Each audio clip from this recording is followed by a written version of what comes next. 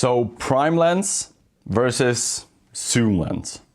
This is an eternal debate. And I've been stuck in it myself. Reading articles, watching endless videos, listening to photographers argue back and forth, and I have been on Reddit a lot. Believe me. And every time I think, okay, I get a grasp of it, I finally know what to get, but then I realize both sides are right.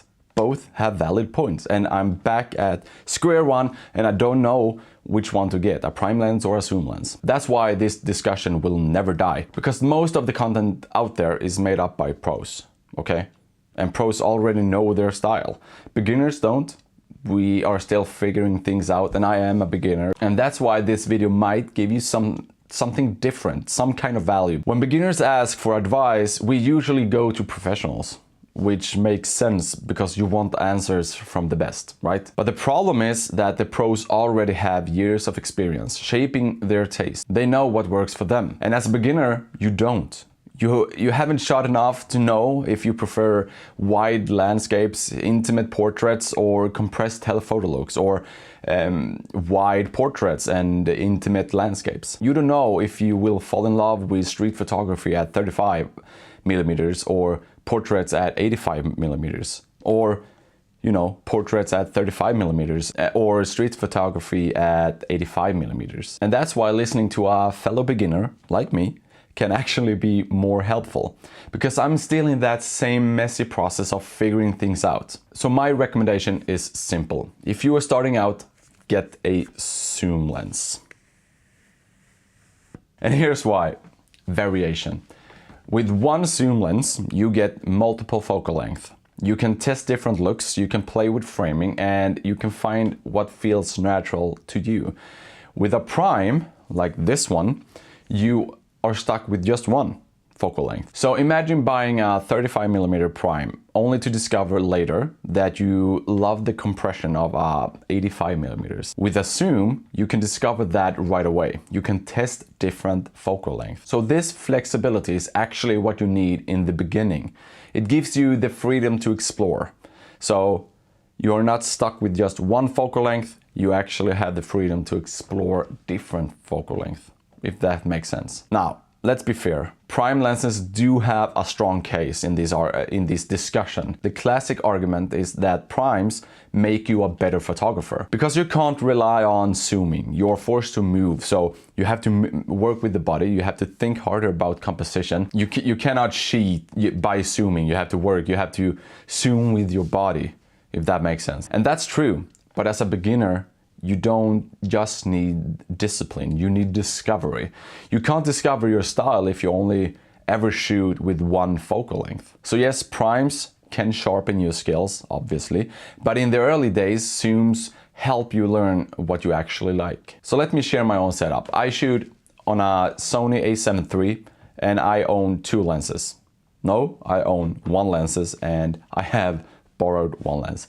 So the first one is a Tamron 28 to 75mm f2.8. So this lens is my workhorse. It's on my camera 99% of the time. I have wide angle to short telephoto all in one.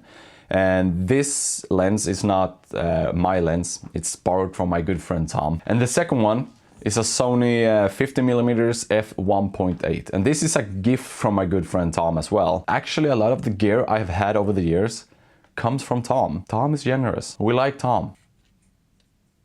Because of that Tamron zoom, I discovered that I naturally gravitate toward telephoto. I shoot more at 75mm than 35mm. And that preference would have taken me so much longer to discover if I had started with only a single prime. So if I only started with the 50mm, I wouldn't learn that I liked 75mm. I think my next prime will be a 85mm actually. Okay, so let's talk about money. Money and practicality. Sure, you could buy like 1, 2 or 3 primes instead of just one zoom.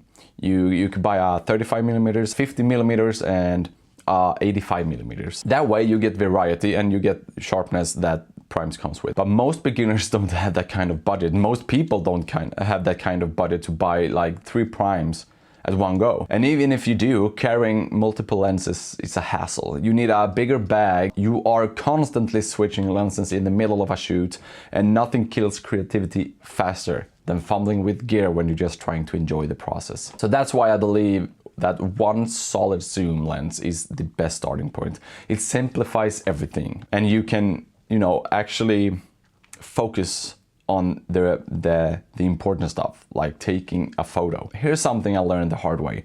Maybe the real trap isn't prime versus zoom. It's obsessing over gear instead of taking pictures. I've spent too much time comparing specs and debating what to buy. I'm still looking to buy a new camera, even if my A7 III is kind of new for me, so it's just stupid. But at the end of the day, the photos you take matters more than the lenses you use. So don't fall into that cycle. So if we take this video and we boil it down, my advice is, if you are a beginner like me, start with a zoom lens in the 24 to 75 range, or I know there is a 24 to 105 millimeters.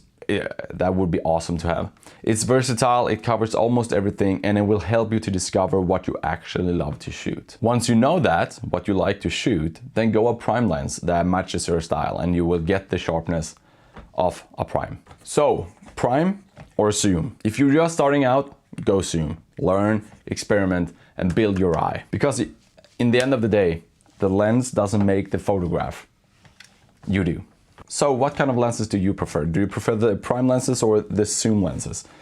Please tell me in the comments what type of lens you prefer. And if you like this video, please subscribe and hit that like button. And I see you another time. Take care. Bye.